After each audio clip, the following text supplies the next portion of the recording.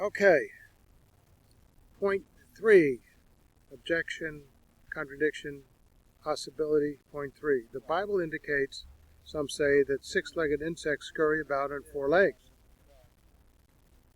Well, here's this fellow Till again, Farrell Till. The Leviticus writer was so unobservant. Interesting. Not making allowances for the fact that the Bible was written in ancient Hebrew, and sometimes a translator might have translated something a little differently than it should have been. The Leviticus writer was so unobservant that he apparently thought insects were four-legged creatures, and that these insects were unique with legs above their feet. Now, I want some enterprising inerrancy defender to give us a list of insects that don't have legs above their feet. Let's go and read this. All winged creeping things that go upon all fours are an abomination to you. Yet these may you eat of all winged creeping things that go on all fours, which have legs above their feet, with which to leap upon the earth. Yet these may you eat of all winged creeping things that go on all fours, which have legs above their feet, and with which to leap upon the earth, even these of them that you may eat, the locust after its kind, the bald locust after its kind, the cricket after its kind, and the grasshopper after its kind. But all winged creeping things which have 4 feet are an abomination to you. Let's just take a look at Leviticus 11:20-23. I always check the translation, see if there's any discrepancy there. So Leviticus.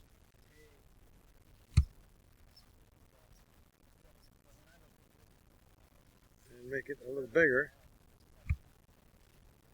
Go to Leviticus 11:20-23.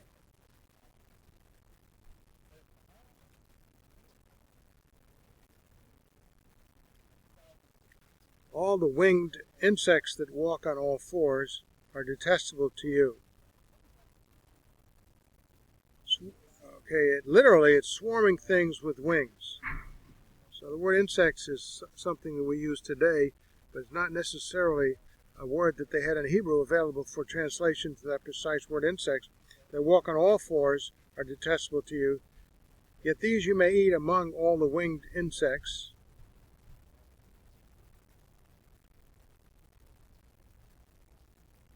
Which walk on all fours, those which have above their feet jointed legs with which to jump on the earth.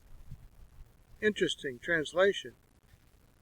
These are a little bit better translation than this. See this, if you can choose a bad translation that's badly translated and say, well, see, the Bible has errors. No, the translator made a mistake in translating. Come on. These of them you may eat, the locust of its kind, the devastating locust of its kind, and the cricket of its kind, and the grasshopper in its kinds. So we define that. Do they have 4 legs and 2 above their heads? Yes. The back legs are jointed so they can fly around, jump and fly up for a short period. Okay, so let's take a look at 20-23. Pretty much the translators and in the NASB have it right, it seems. Any teeming things. See, Young's tries to be literal, and therefore we don't have a specific biological designation from the 21st century that you impose upon something thousands of years ago, which they describe things in different vocabulary. And then they turn around and you find error in it because the translators decided to do that. Yeah, it's pretty much the same.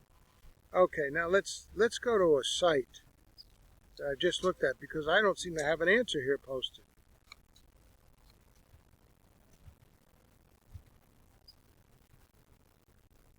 Okay. Leviticus 11. I just went here and looked for it. HTTPS, ChristianChildrenAuthors.com. So you can take a look at that.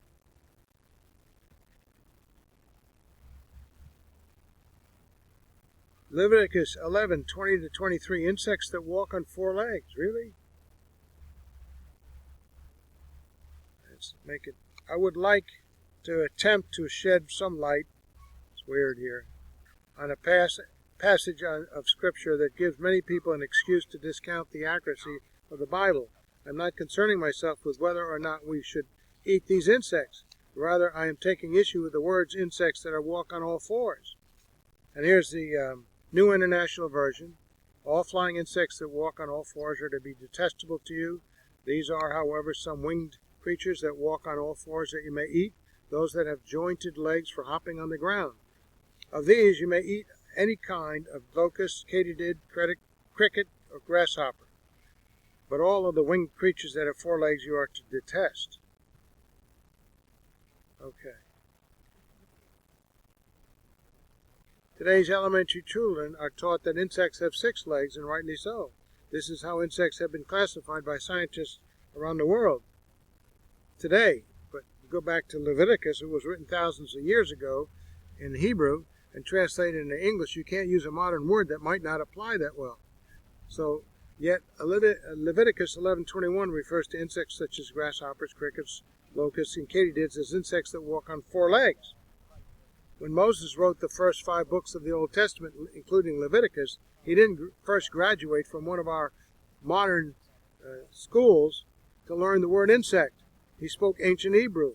In his language, there was a word that meant fly. And the following quote comes from the website Ancient Hebrew Research Center. This guy did a good job, it seems. This verb means to fly, while the noun form, pronounced oph, but spelled the same as a flyer, and can be a bird, bat, insect, anything that flies. Hebrew commonly uses word puns, words of similar sounds together. Genesis 1:20 is a good example where it says Beoph or Yoph, which means flyers flying. So when we read the word insect in the Bible, we must understand that Moses never intended to be this specific in his word choices. Bible translators have made their best effort to put the Hebrew words of these ancient people into our language, and when it appeared that they were talking about insects, they used the English word insect. The specific insects spoken of in Leviticus 11:21-22 were identified by our translators as grasshoppers, crickets, locusts, and katydids. If you watch these insects move around, you will notice that when they are walking, they use their front 4 legs to get them where they want to go, while the back legs must simply follow or drag along. But if they need to hop, they use their oversized back legs. The writer of Leviticus was simply using the language of his day to describe the difference between these flying creatures and other insects, birds, and bats. So there's no error in the Bible. There's a problem with your interpretation and the actual translation. Verse 23 speaks of other flying insects that have 4 legs, but the original text likely only meant flying creatures, not insects.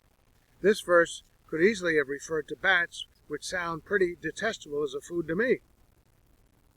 Plausibility of this idea, instead of jumping to the conclusion that there is an error made, will understand that the Bible is a translated book from ancient languages, not the least of which is Hebrew. And it didn't have a specific word for insects, it just meant creature. God gave us living word to teach us to love him and to love one another. His word is also a record of how people rejected him. Yet he continually found ways to restore people to himself, eventually through the sacrifice of his only begotten Son. So, there's a good explanation. What am I going to do? Let's see if I can do something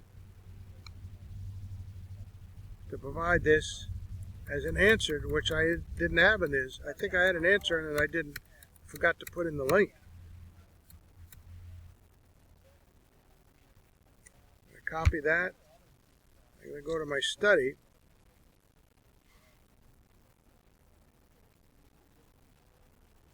Let's see, go to in 4 legs. 4 legs.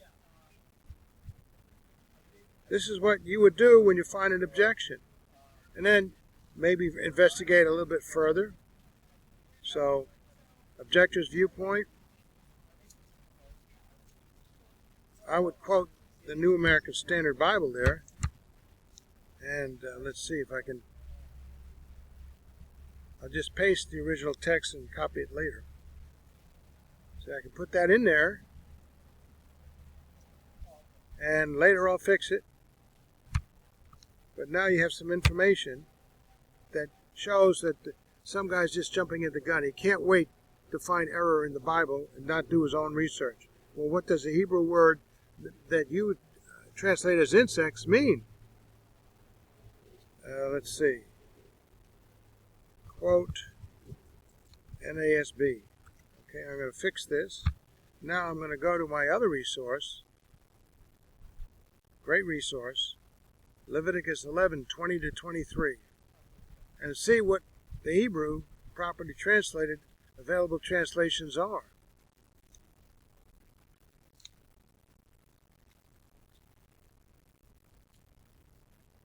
All right, Hebrews. Leviticus 11:20-23. Start with 20. Now we want to know what the original text looks like. We go over here, blow up the whole screen with it. All swarms of flying things. Doesn't say insects. The word insects, yeah, American English, but this is not American English. It's translated hope. Take a look at the dictionary. Dictionary. Could be translated bird.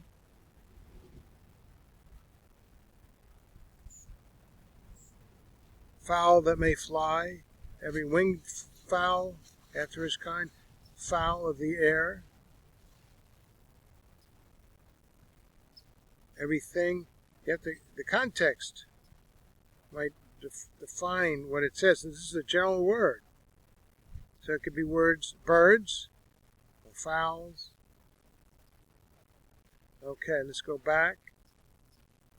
Complete biblical library. So all swarms of the flying things, those that walk on four, an abomination for you. Okay, let's go back to the next verse. Leviticus 11:21, and see what the complete biblical library looks there. All of these you may eat from every swarm of the flying things, those that walk on four, which not legs above their feet for leaping on them on the earth. Interesting. He didn't look at that because he chose a translation that doesn't work very well. Remember, NASB assumes yet these you may eat among all the winged insects, which walk on all fours, those which have above their feet jointed legs with which to jump on the earth. Well, you know, if you describe that without putting the word insect in there, a child will say, yeah, that's a grasshopper. Well, this guy, he's such an expert, he wants to denigrate the Bible. All right, let's go to the next. Just a simple matter of seeing with your own resources whether it was properly translated. To these from them you may eat the locust, according to its kind, and the bald locust, according to its kind, the cricket. Now let's see, the locust. What does the dictionary say this is? Oh, let's look at the noun. The locust dictionary. Migratory locust. Well, people did eat locusts in those days. I don't know what this guy has with a problem. And if you look at the locust, it walks around on four legs and has two legs for hopping in the back.